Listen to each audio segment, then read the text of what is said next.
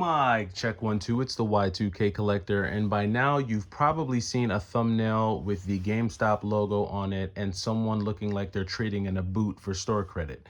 And while this isn't exactly the case, there is an actual promotion that GameStop is going to be running on December 6th where you'll be able to trade in pretty much anything and they'll give you up to $5 in credit for you to use in the GameStop store. So what I want to do in this video is I want to highlight two things. I want to talk about one, the reason why I think GameStop is doing this, and then two, I want to talk about the types of items that would be, I think, best used for this type of promotion. Now, I do want to put a disclaimer that I did drop a video about this not too long ago, about a half hour ago. But once I decided to read a little bit more of the fine print when it came to this promotion, I felt like it would make more sense just to drop an updated video to give my take on this. Now, the highlights of this promotion are that whatever it is you're going to be trading in, it has to be in a box with the dimensions of 20 inches wide, 20 inches long, and 20 inches deep. Pause. However, there are also some other restrictions on this, meaning you can't trade in any animals, you can't trade in any like organic matter.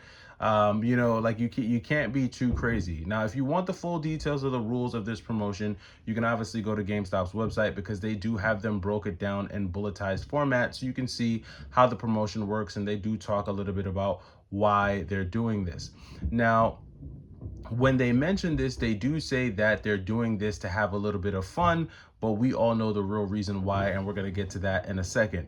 One thing to note is that you can only trade in one item per store or one item in general. Now, I'm sure there are going to be some people who try to game the system, and if they have 10 different GameStops in their neighborhood, they may drive to all the different GameStops to see if they can get credit for 10 different items, because you won't be able to walk into GameStop with a box of junk and get a $5 gift card for each item that you trade in.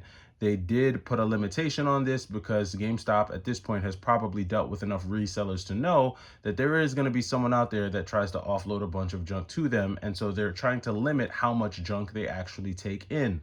All that being said, let's get to why I think GameStop is actually doing this. The primary reason that GameStop is doing this is to drive foot traffic into their stores. Now, like I said in my previous video, it's not lost on any of us that the foot traffic, and not just GameStop, but in a lot of brick and mortars, is down right now. We're in a down economy. Not a lot of people are really going out and shopping as much as you would have seen a few years ago. And that's due to a lot of things happening in the macro economy that we're not going to address in this video. However, GameStop is choosing to throw this promotion as a means of driving more foot traffic into their stores because GameStop is leaning a little bit more heavily on the physical side of what they do. Think about it. Most people, if you want to buy a brand new game and you're too lazy to go outside, the way the gaming economy and ecosystems are set up now, you don't have to leave your home to do that.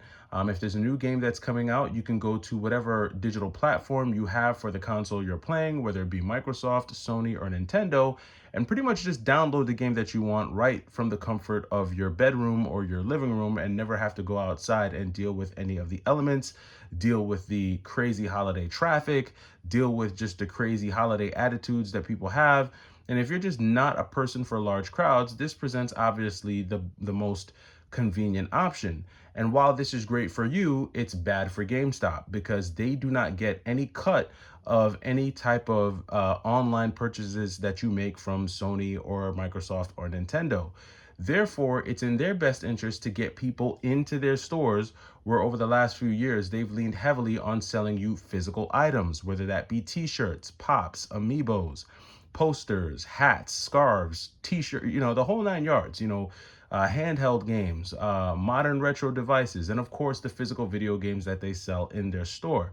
So GameStop really needs you in their store to buy a lot of the physical products that they're offering because they know that in most cases, not a lot of people are going to be ordering these physical items from online.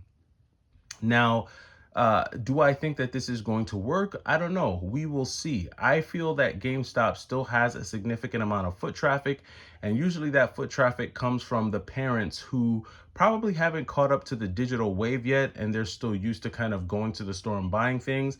That's typically who I see in a GameStop. It's usually a mom or a dad, someone who's a little bit older, and maybe they don't feel as comfortable buying a game or buying a digital download. They still believe in having like a physical game that they can wrap, because most of these purchases will more than likely be for Christmas. And so I see more of that happening. However, even with that demographic going to the stores, there still is a reduction in foot traffic from the primary gamers that would be buying games. We're not talking about your mom or your aunt or your uncle, but we're talking about gamers themselves don't really go into a GameStop physically unless they're going to get a specific game that they may have pre-ordered. And they're going to be going to the store for that reason. Now, one of the benefits from a GameStop perspective for getting you in the store is that once you're in the store, they can start to attach different items for you to purchase while you're there. And they try to do this all the time, even if you're going to pick up a specific game. If you haven't noticed, when you go to GameStop, you could have pre-ordered a game and you could have paid for that game, and you might just be going to GameStop to pick the game up.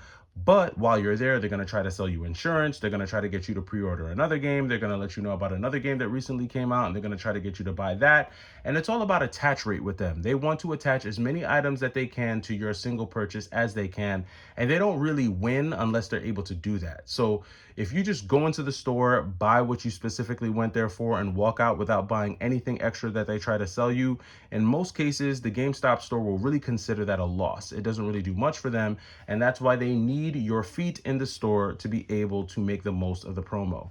Now, all that being said, what types of items do I think will make the most sense for this type of promotion? Well, in a nutshell, I think you should really use this promotion to kind of get rid of the items that you might have either in your collection or just around your home that you really can't sell anywhere else, and you probably can't get more than $5 credit for anywhere else. That's the type of stuff that I think you should, leverage this promotion for. I don't think that you should take anything of significant value and use that for a trade-in. Honestly, if you have anything that's worth more than $15, even if you feel like you could probably get $10 for the item on like eBay or Mercari, I would suggest you going that route as opposed to taking it to GameStop to get the little $5 credit that they're going to give you. Because honestly, it will not be worth it. They're really using this as a tool to get you in the store. And so if they're going to kind of play games like that, then I say game the system, right? I would wait until you actually had a reason to go. Like if you have a reason to go to GameStop to pick something up, I would just bundle your GameStop visit on that day, bring the item that you know you're going to get a $5 gift card for, and then just turn around and use that gift card to purchase whatever item you were going to purchase anyway, and just consider it as being a $5 discount off of whatever you were going to get in the first place. I wouldn't dedicate a whole day or anything like that to this event, because you will be frustrated if you do that, because again, they're only accepting one item per person, I think per store. And as I said in the beginning of this video, you will have people who will try to game the system. They'll probably go to 10 different GameStops trying to sell 10 different items at 10 different GameStops. And if a person like that is successful, then guess what? They will have made $50 in GameStop credit for the day. Now, I don't know if the gas or the time will be worth that type of endeavor, but I'll leave that up for you to decide. Nevertheless, you guys let me know what you think about this promo and if you think it's even worth your time or not. And until then, I will catch you in the next video. It's the Y2K Collector. Take it easy.